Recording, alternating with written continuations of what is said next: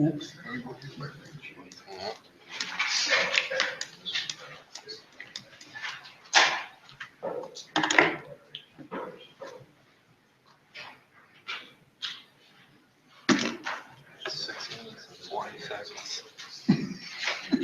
You can type it? Was that the time? Did you? No, I figured from 40 seconds to start, he's got 6 minutes after that. So. All right, everybody, talk fast. Concise.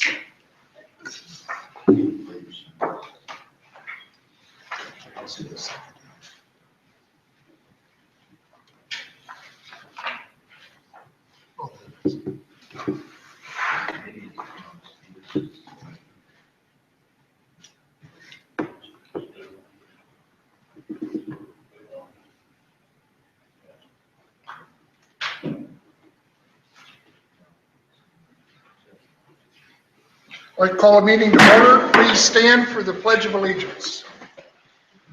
I pledge allegiance to the flag of the United States of America and to the republic for which it stands, one nation, under God, indivisible, with liberty and justice for all.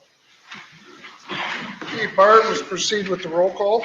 Mayor Steve King, Present. Councilmember Richard Ortman. Here. Rick Sordell, Here. Chris McClish. Here. Tim Brown. Here. Okay, I'll entertain a motion to adopt tonight's agenda. Mr. Mayor, I'll make that motion. Mr. McClish makes the motion. Do I have a second? Second. Second from Mr. Brown. Is there any discussion before I call for the question? Hearing none, all those in favor of adopting tonight's agenda signify by saying aye. Opposed? Motion passes. I'll now entertain a motion for the consent agenda. I'll make that motion. Mr. Brown makes the motion to accept. Approve. Yeah, to approve, okay. Do I have a second? Mr. Mayor, I'll second. I have a second from Mr. Skordal. Is there any discussion before I call for the question? Is there any discussion? Hearing none, I'll call for the question. All those in favor of adopting tonight's consent agenda signify by saying aye. Aye. Opposed? Moving on. Barb, has anybody signed up to speak tonight? No one signed up for the meeting. Okay, moving on to petitions, requests, and applications. Letter to Speaker Doubt. Gentlemen, what we are doing tonight is writing a letter to House Speaker Kurt Doubt. I believe we're going to send one to Representative Michelle Benson, or Senator Michelle Benson also. This is a letter requesting another $4 million in funding for a wastewater treatment plant. What has happened is because of the survey that was sent out, we now can qualify for approximately another $4 million grant from the WIF fund, the Wastewater Infrastructure Fund. Every year, the legislature has funded this fund, so there's no reason to think that they wouldn't this year. But we're going to send a letter. I will be in touch with Speaker Doubt tomorrow personally also to follow up with him. That's what this is all about tonight. Are we looking for a motion to send to approve? Yeah, we can do a simple motion. Okay. So is there any questions on what we're doing? Okay, then I would entertain a motion to send this out to Speaker Doubt. I'll make a motion to send it out. Mr. Orpin makes the motion. Do I have a second? Second. Second from Mr. McClish. Is there any discussion before I call for the question? Hearing none, I'll call for the question. All those in favor of sending the letter signify by saying aye. Aye. All those opposed? Motion passes. Moving down to reports of consultants and staff members. Our city attorney with the tobacco ordinance update memorandum. Mr. Shapson. Honorable Mayor, members of the City Council, my name is David Shapson. I'm sitting in for City Attorney Scott Lepak tonight. Included in your packet was a memorandum from our office looking at the potential amendment of the city's current tobacco ordinance to address e-cigarette regulation. And there's also a couple of housekeeping items in terms of definitional language.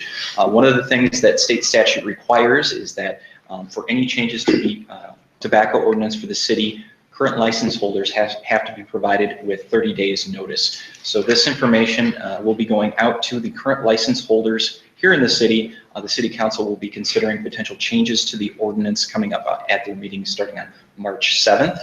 The city is also going to take a look at a separate ordinance, which is in regard to drug paraphernalia. That is not included in the tobacco ordinance, but that is something that the city council will be considering probably in concert at the same time. And with that, I would stand for any questions that the council would have. The draft copy of the ordinance was included in the packet. Again, the major changes to it are some changes to the definitional language of what is being regulated that will include e-cigarettes, and then also in conformity with state statute, the city is also going to be regulating the packaging of any type of e-cigarette liquid, and so that has to be child resistant, and that is also in conformity with state law. And I stand for any questions. Council? What are you looking for tonight from us? Just direct staff to move forward with the notification of the current license holders, and for the most part, this is just an informational item. Okay. Council, how do we stand on this? I, for one, would like staff to move forward with this. I agree. I would agree. Mr. Scorno, Mr. Orpin? I agree. We agree. Staff, I believe you have direction. Moving on to the police department. Mr. Schweiger with his 2015 crime statistic report. We'll find out what a fine job you guys have been doing now. Mayor, council, for those of you who don't know me, I'm Todd Schweiger. I'm a sergeant with the police department. And I just want to provide a brief overview, summary of our 2015 stats and how they compare to 2014. The incident stats are broken down by part 1 and 2 incidents, which are crimes and chargeable offenses, and by part 3 and 4 incidents, which are other basic calls for service, which would be alarms, motor vehicle accidents, vehicle lockouts, things like that. Also listed are some citation numbers and investigations that were conducted.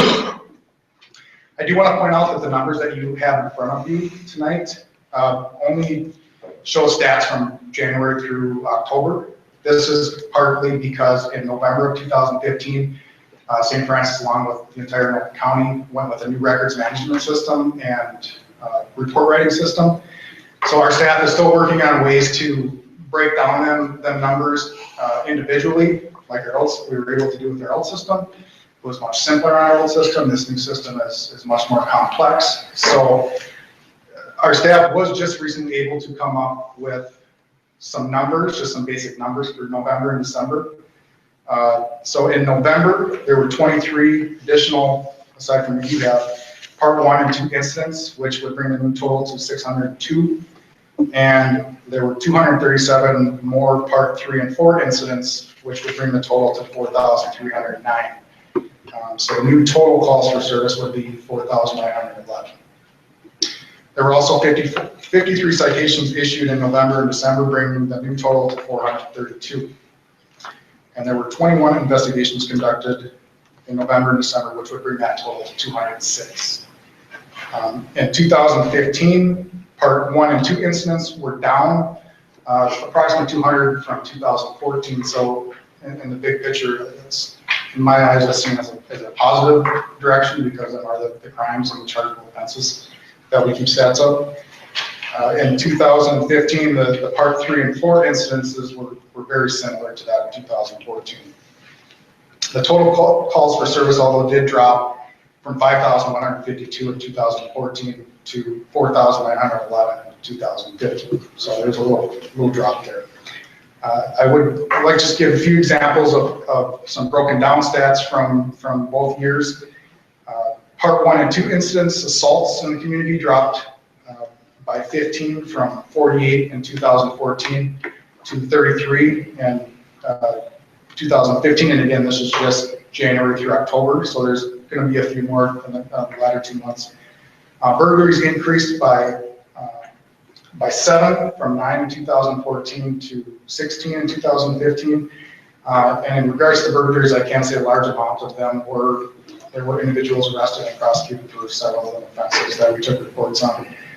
Damage to property incidents, the numbers were similar at 77 compared to 79 in 2014. DWIs decreased, and I had a chance to speak with some of our officers regarding that. I don't think the enforcement part is lacking. They did make mention of how many cab services and things they're noticing at some of these establishments, especially on the weekends. That could be a contributing factor. Another contributing factor is they just plain out said they're having more contacts with sober drivers versus intoxicated drivers. So I think it's, and as a whole, I think it's a good thing for the community that they're seeing that. As long as what they're telling me is accurate, but that's, I asked. Juvenile activities such as tobacco, alcohol offenses, runaways reported was similar to about 47 incidents compared to 56 in 2014. Theft incidents are down from about 108 in 2014 to 88 in 2015. Personally, I believe this is due to a proactive approach on behalf of the officers, whether it's driving through neighborhoods, deterring theft vehicles. And if the crime is committed, I think we have a great investigative process that holds these individuals accountable and just deters them from doing it again. Part 3 and 4 incidents, motor vehicle accidents declined from 144 in 2014 to 103 in 2015, which to me that was a little surprising. Just on an annual basis, it seems like traffic volume is increasing quite substantially around year to year. So that was a surprising number, but a good one. Citation numbers did drop from 2015. Again, I'm not making excuses, but I believe there might be some contributing factors there as well. The police department for the entire year was at least down 1 officer and sometimes 2 for a period of time. And we also had one or 2 officers for a couple of months training our new officer in. So I don't believe our traffic enforcement is down either. I believe our officers are out there enforcing traffic laws and writing tickets, but there are some factors I believe that contribute to lower numbers. So that's about all the stats I had at this point. I'm looking forward to a productive year in the police department. We'll see what 2016 brings. But did you guys have any questions at all? Council, any questions for Sergeant?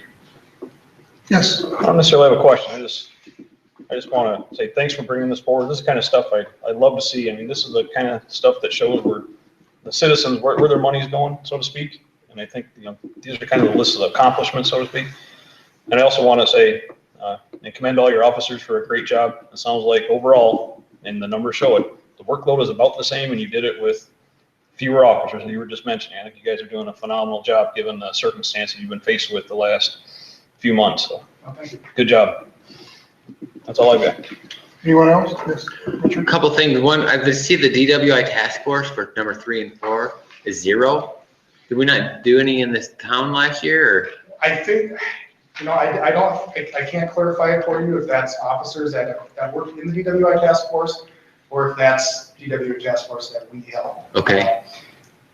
In 2015, I believe we maybe held 1 DWI task force up here, usually during Pioneer Days. And I can't say for certain whether we had any officers working that or not. So I can't tell you if that's just if we had any officers working or okay. if that's the events we held. And then do the traffic stops just take into account our officers, or do they include the county? No, and the just state? same for instance. Okay. That's it. Okay, council, anybody else? Thank you. Well, Sergeant, the guys are doing a fine job. Again, I say the same thing, that the numbers are showing it. You guys are stepping up to the plate and doing a great job. Thank you very much. Okay, on to our city administrator. Ladies and gentlemen, Mr. Joel Coleman. Thank you, Honorable Mayor, members of the council.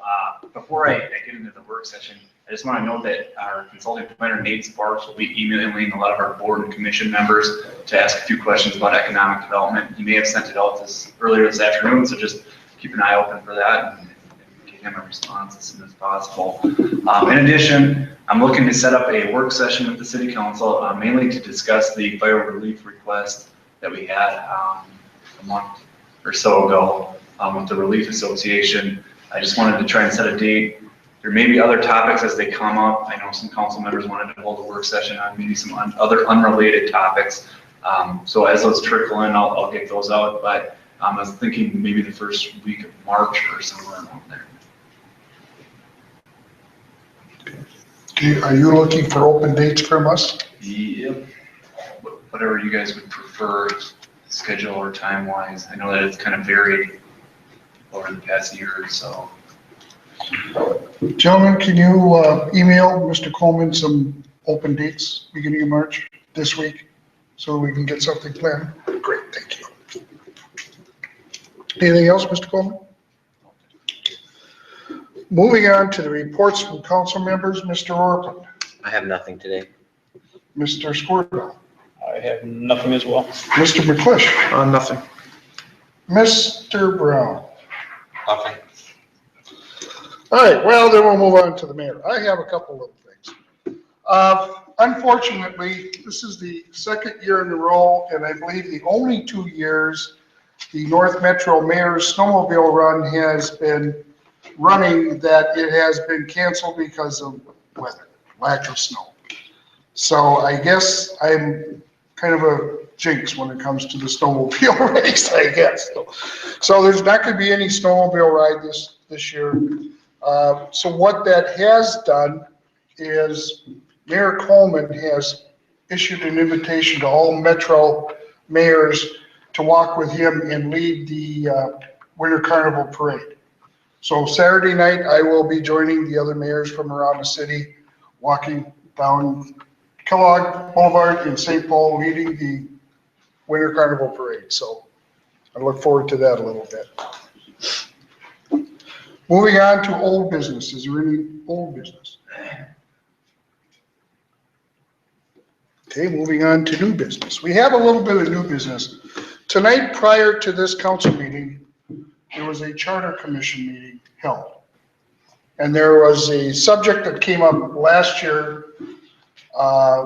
2 meetings in particular are very difficult to get a quorum. And that is the second one in December and sometimes the first one in July. Because they can fall so close to the holidays that people are busy with family, you're traveling, very heavy travel times. So what we want to take a look at, our meetings are set, and if I say anything out of step, Mr. Shops, go ahead and correct me. Our meetings now are set by ordinance. So if we know we're not going to have a quorum, it takes a little more time and it's a lot more effort to maybe say we're not going to meet the second meeting in December because we're not going to have a quorum, so we can't do any business. So why bring everybody together? What we want to do is change that and do it by resolution. So it's easier to make those changes if they are needed. Correct? That is correct. What I'm looking for tonight, I would like to have direction from council to have city staff start that process. And Mr. Chef, can you walk through the process very quickly for us? Yes, Honorable Mayor and members of the council.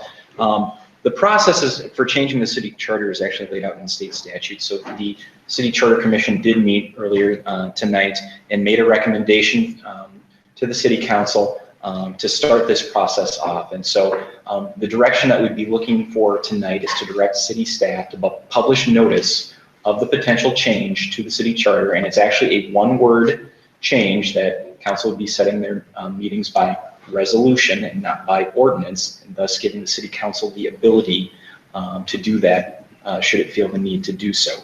After that, a public hearing would be held after notice was published, and then the city council would actually formally take up the issue and take an examination of it and potentially go through the first and second reading process to change the city charter.